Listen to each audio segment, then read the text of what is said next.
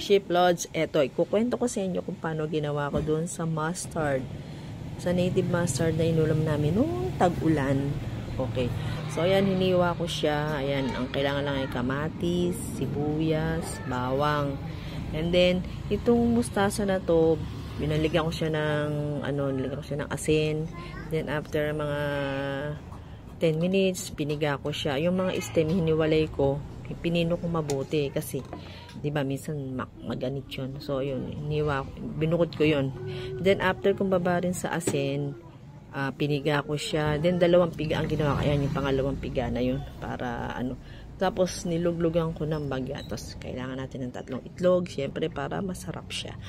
Okay, magluto na tayo mga friendships. O, ayan, konting mantika and then bawang. Gusto nyo mas maraming bawang kasi ginawa ko. Nagpito pa ako ng bawang na bukod tapos nilagay ko sa ibabaw. Ayan, lagyan natin ng sibuyas, onion.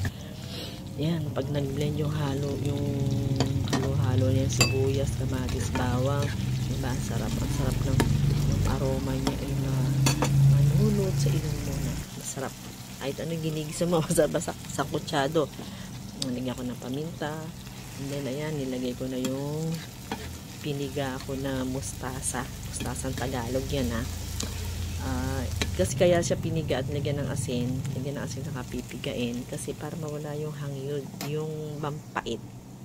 So ayun, ako mga gusto ko minsan medyo mapait-pait so sangkutsa ganun. Then after lagyan mo ng seasoning, gusto mong seasoning na pampalasa, ng paminta, naka konting patis kung gusto mo patis o asin kung ano gusto mo. Ayan, sangkutsahin lang natin ganun para manuod yung bawang, sibuyas, kamatis doon sa gulay. So ayun na, lagyan mo lang kung ano gusto mo pampalasa, diba, basta simple lang yan.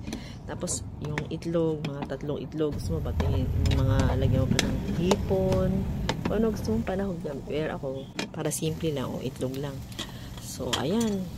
Medyo lagyan mo ng konting tubig. Kung medyo tumigas yung medyo para magkaroon ng konting sauce. So, ayan, luto na.